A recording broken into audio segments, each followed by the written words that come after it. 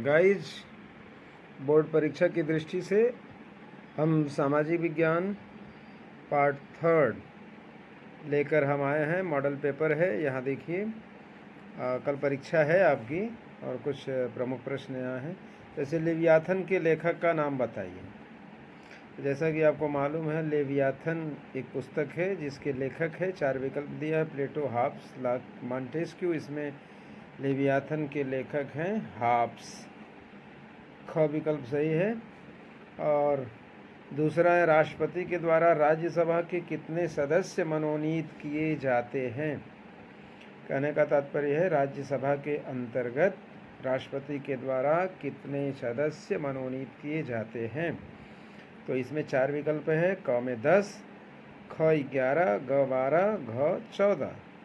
तो गाइज, इसमें ग 12, राष्ट्रपति के द्वारा राज्यसभा में कुल 12 सदस्य मनोनीत किए जाते हैं। और यदि प्रश्न ये आता है कि राष्ट्रपति के द्वारा लोकसभा में कुल कितने सदस्य मनोनीत किए जाते हैं, तो 2 सदस्य मनोनीत किए जाते हैं। तीसरा प्रश्न है गाइज, पुनर्जागरण किस देश में प्रारंभ हुआ था। पुनर्जागरण किस देश में प्रारंभ हुआ था। इंग्लैंड, इटली, रूस और चीन। तो गाइज, इसमें सही उत्तर है इटली। इटली में पुनर्जागरण सबसे पहले प्रारंभ हुआ था। और अगला प्रश्न है, राज्यसभा का पदेन सभापति कौन होता है। 4 विकल्प आप देख रहे हैं, राष्ट्रपति, उपराष्ट्रपति, प्रधानमंत्री, लोकसभा अध्यक्ष।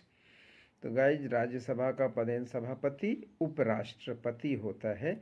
विकल्प ख सही है। और अगला प्रश्न आपके सामने है, भारत में शिक्षक दिवस कब मनाया जाता है। आपको मालूम ही है, 5 सितंबर को मनाया जाता है। और भारत के जो है प्रथम उपराष्ट्रपति और दूसरे राष्ट्रपति डॉक्टर सर्वपल्ली राधाकृष्णन जी के जन्मदिन पर 5 सितंबर को शिक्षक दिवस मनाया जाता है। अगला प्रश्न है गाइज, इंग्लैंड में रक्तहीन क्रांति किस सन में हुई थी। तो आपको पता ही होगा, 4 विकल्प है, 1688, 1679, 1660 और 1670। तो इसमें विकल्प क सही है गाइज, 1688। और एक कहावत भी प्रसिद्ध है उस समय कि 1688 में इंग्लैंड की क्रांति हुई थी।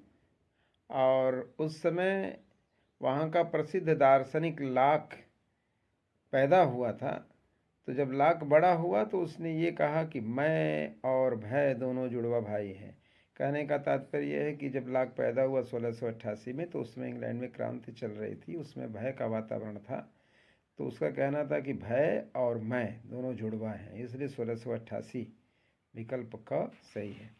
अब अति लघुत्तरीय प्रश्न देखेंगे, रामकृष्ण मिशन की स्थापना कब और किसने की। तो गाइज, रामकृष्ण मिशन की स्थापना कब हुई। तो ये जो 1 मई 1897 को, 1 मई 1897 को हुई। और इसके जो संस्थापक हैं स्वामी विवेकानंद जी थे। और एक प्रश्न है गाइस, द्वितीय विश्व युद्ध के बाद विश्व किन 2 गुटों में विभाजित हो गया था। तो आपको ये जानना जरूरी है कि प्रथम विश्व युद्ध सन 1914 से लेकर 1918 तक हुआ और द्वितीय विश्व युद्ध सन 1939 से लेकर 1945 तक हुआ। और दूसरे विश्व युद्ध के बाद, सेकेंड वर्ल्ड वार के बाद, पूरी दुनिया, पूरा विश्व 2 गुट में विभाजित हो गया। एक पूंजीवादी गुट, एक साम्यवादी गुट। पूंजीवादी गुट का नेतृत्व यूएसए, संयुक्त राज्य अमेरिका ने किया और अब भी कर रहा है। और साम्यवादी गुट का नेतृत्व रूस, शुरू में तो वह यूएसएसआर था, United states of Soviet Republic, लेकिन अब वो रूस है।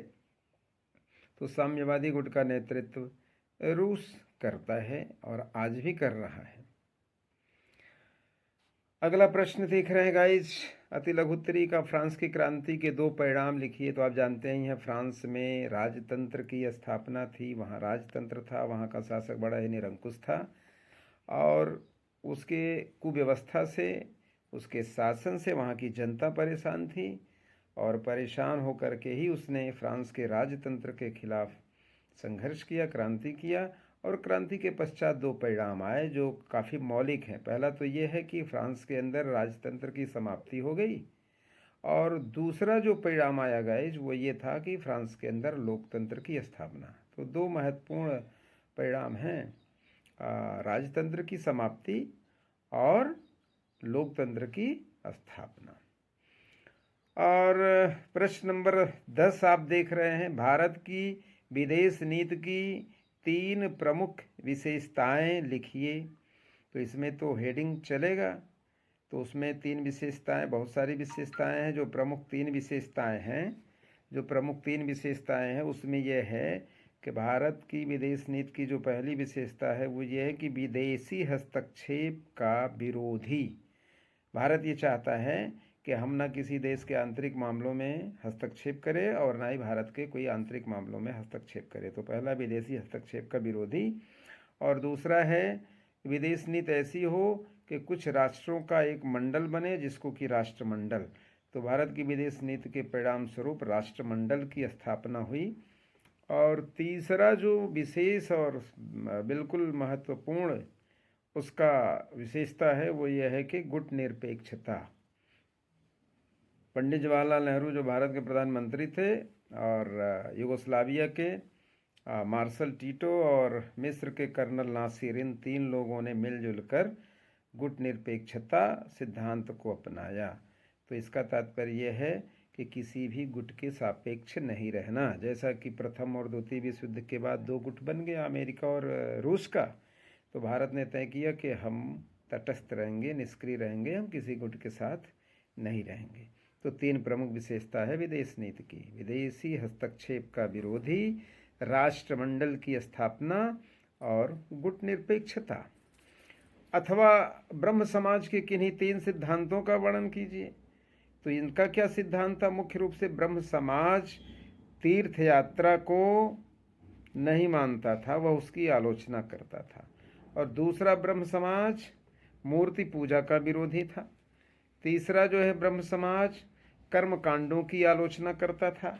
और साथ ही साथ ब्रह्म समाज बहुविवाह, बाल विवाह, सती प्रथा की आलोचना भी करता था। तो इस प्रकार आप देखेंगे, एक प्रश्न और रह गया, साधारण विधेयक और धन विधेयक के मध्य कोई 3 अंतर। तो साधारण विधेयक किसी भी सदन में पेश किया जा सकता है, धन विधेयक सिर्फ लोकसभा में पेश होता है। साधारण विधेयक के लिए कोई विशेष नियम नहीं है, पर धन विधेयक है, इसको कौन प्रमाणित करता है?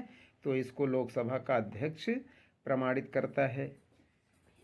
धन विधेयक जो है वित्त से संबंधित होता है। तो गाइज आज का ये लेसन अब हम समाप्त करते हैं, फिर नए लेसन में मिलेंगे। बहुत बहुत धन्यवाद। और एक प्रश्न है, संयुक्त राष्ट्र संघ के 3 अंग कौन कौन से हैं? तो आप जानते ही हैं संयुक्त राष्ट्र संघ के 3 अंग हैं, महासभा, सचिवालय और सुरक्षा परिषद। बहुत बहुत धन्यवाद।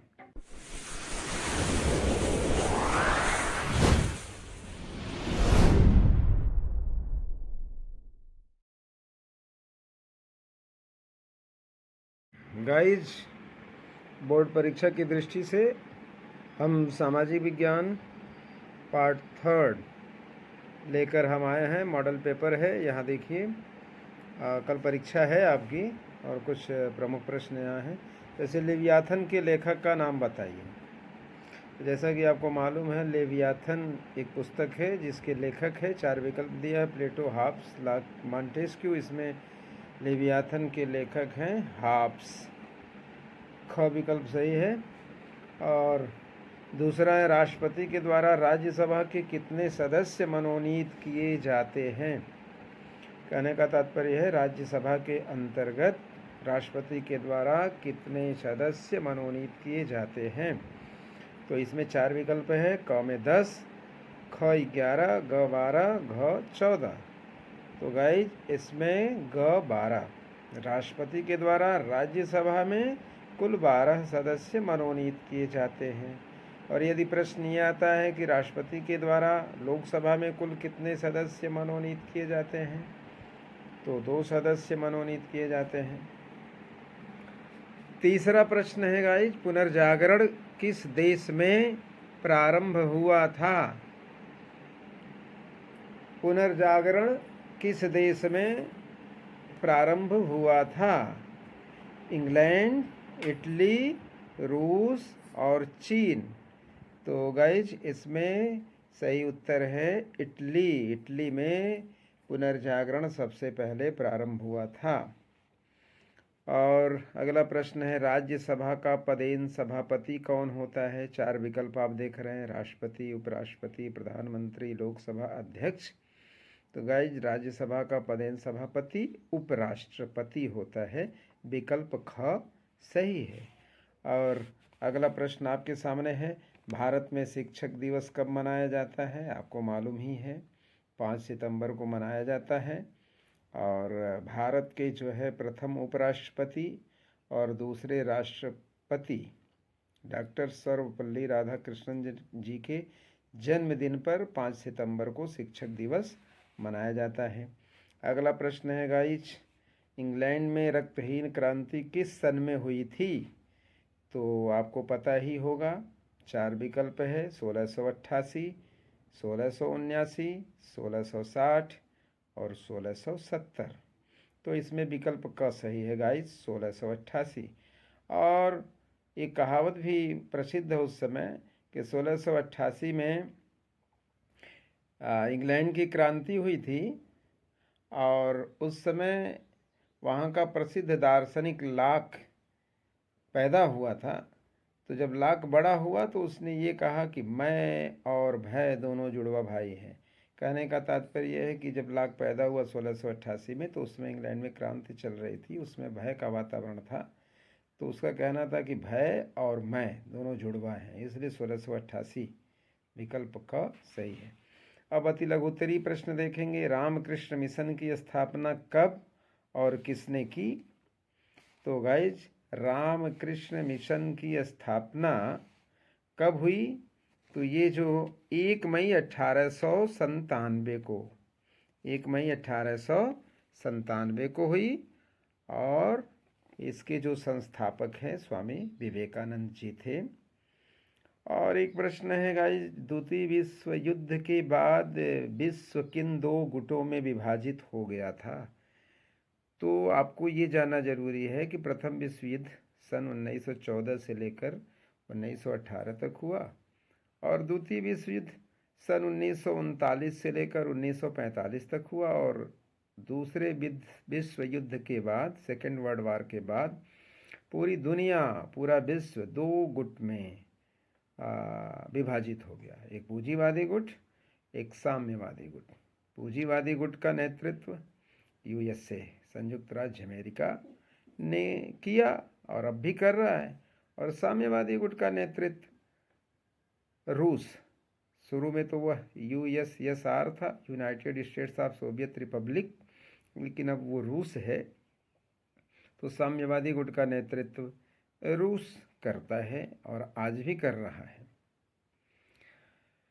अगला प्रश्न देख रहे हैं गाइज, अति लघुत्तरी का फ्रांस की क्रांति के 2 परिणाम लिखिए। तो आप जानते ही हैं, फ्रांस में राजतंत्र की स्थापना थी, वहाँ राजतंत्र था, वहाँ का शासक बड़ा ही निरंकुश था और उसके कुव्यवस्था से, उसके शासन से वहाँ की जनता परेशान थी। और परेशान होकर के ही उसने फ्रांस के राजतंत्र के खिलाफ संघर्ष किया, क्रांति किया। और क्रांति के पश्चात 2 परिणाम आए जो काफ़ी मौलिक हैं। पहला तो ये है कि फ्रांस के अंदर राजतंत्र की समाप्ति हो गई और दूसरा जो परिणाम आया गाइज वो ये था कि फ्रांस के अंदर लोकतंत्र की स्थापना। तो 2 महत्वपूर्ण परिणाम हैं, राजतंत्र की समाप्ति और लोकतंत्र की स्थापना। और प्रश्न नंबर 10 आप देख रहे हैं, भारत की विदेश नीति की 3 प्रमुख विशेषताएं लिखिए। तो इसमें तो हेडिंग चलेगा, तो उसमें 3 विशेषताएं, बहुत सारी विशेषताएं हैं। जो प्रमुख 3 विशेषताएं हैं उसमें यह है कि भारत की विदेश नीति की जो पहली विशेषता है वो ये है कि विदेशी हस्तक्षेप का विरोधी। भारत ये चाहता है कि हम न किसी देश के आंतरिक मामलों में हस्तक्षेप करें और ना ही भारत के कोई आंतरिक मामलों में हस्तक्षेप करे। तो पहला विदेशी हस्तक्षेप का विरोधी। और दूसरा है विदेश नीति ऐसी हो कि कुछ राष्ट्रों का एक मंडल बने जिसको कि राष्ट्रमंडल। तो भारत की विदेश नीति के परिणाम स्वरूप राष्ट्रमंडल की स्थापना हुई। और तीसरा जो विशेष और बिल्कुल महत्वपूर्ण उसका विशेषता है वो यह है कि गुट निरपेक्षता।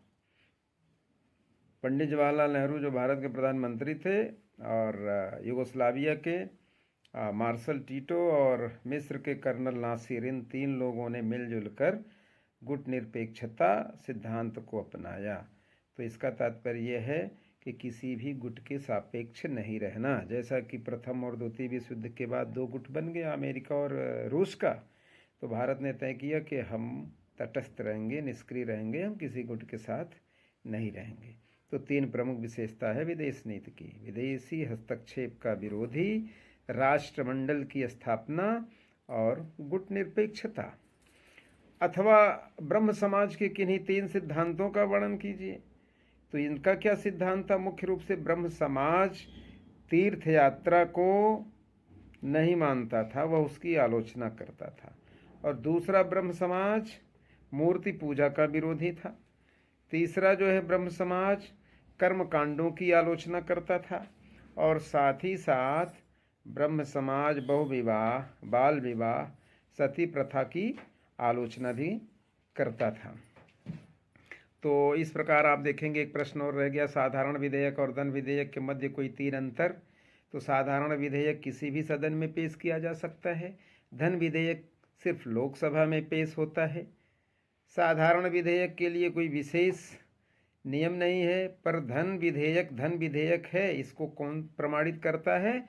तो इसको लोकसभा का अध्यक्ष प्रमाणित करता है। धन विधेयक जो है वित्त से संबंधित होता है। तो गाइज, आज का ये लेसन अब हम समाप्त करते हैं, फिर नए लेसन में मिलेंगे। बहुत बहुत धन्यवाद। और एक प्रश्न है, संयुक्त राष्ट्र संघ के 3 अंग कौन कौन से हैं? तो आप जानते ही हैं, संयुक्त राष्ट्र संघ के 3 अंग हैं: महासभा, सचिवालय और सुरक्षा परिषद। बहुत बहुत धन्यवाद।